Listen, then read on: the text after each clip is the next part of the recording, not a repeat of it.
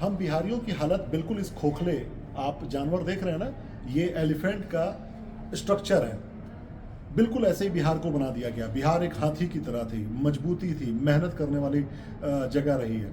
इसके बावजूद भी बिहार को जो बेसिक फैसिलिटीज़ मिलना चाहिए वो हमें नहीं मिल पा रहा है। हम तमाम लोग, बिहार के जितने भी लोग हैं देश विदेश में रहते हैं, मैं आप सब लोगों से आग्रह करता हूँ, बिहार सरकार और केंद्र सरकार जो डबल इंजन की सरकार है, आप सबसे गुजारिश है कि बिहार में एक डायरेक्ट फ्लाइट देने की कोशिश करें। क्या ये बिहार के लोगों के लिए एक छोटी सी सौगात नहीं होगी सरकार की, कि सरकार उन्हें ये मिनिमम फैसिलिटी कम से कम दे सके कि वो डायरेक्ट फ्लाइट मिडिल ईस्ट से बिहार और बिहार से मिडिल ईस्ट को लेके जा सके। बहुत सारे लोग इस बात पे सवाल खड़ा कर रहे हैं कि बिहार में किस तरीके से ये संभव है। मैं बता रहा हूँ, बिल्कुल ये संभव है। आपको एक कहानी बताता हूँ, जो जापान में जब एक बच्ची, सिर्फ एक बच्ची के लिए 3 सालों तक ट्रेन चलाया गया था, सिर्फ एक बच्ची के लिए, क्योंकि जापान के लोगों को और जापान की सरकार ये संदेश देना चाहती थी कि हमारे लिए पैसा बड़ा नहीं है, हमारे लिए एक इंसान और एक बच्ची की ज़िंदगी, भविष्य मायने रखता है। क्या हम बिहार वासियों को एक भैंस, बैल जैसा कारीगर, मतलब काम करने वाले मेहनत कश जानवर समझ लिया गया है?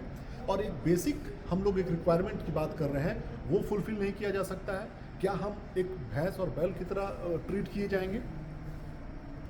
हम बिहार वासियों को इस तरह के पत्थर तोड़ने और इस तरह के पत्थर को ढोने वाला सिर्फ एक मजदूर समझ के रखा गया है। इसी वजह से ना कारपोरेट, ना सरकार और ना ही कोई नीति इस तरह की बनती है जो हम लोगों को इस दलदल से बाहर निकाले। और एक बेसिक बेनिफिट की बात है, एक बेसिक रिक्वायरमेंट की बात है, ये शौक से नहीं मांगा जा रहा है, मजबूरी से इंटरनेशनल फ़्लाइट, दो डायरेक्ट फ़्लाइट कम से कम गल्फ़ के लिए 1 हफ्ते में शुरू करने की बात की जा रही है। हम मेहनत कश करने वाले बिहारी जो हैं, इस तरह के पत्थरों को तोड़कर भी एक शानदार इमारत बना सकने की कोशिश करते हैं, या मेहनत करते हैं, या ताकत रखते हैं।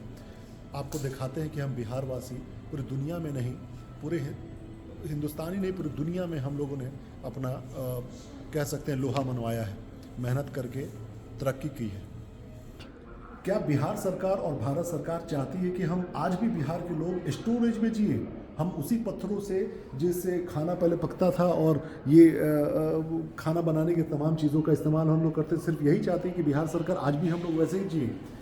क्या हमारे को तरक्की करने का अधिकार नहीं है? क्या आप चाहते हैं कि हम आज भी इसी तरह के घरों में रहें? क्या हमें इससे आगे बढ़ने का अधिकार नहीं है?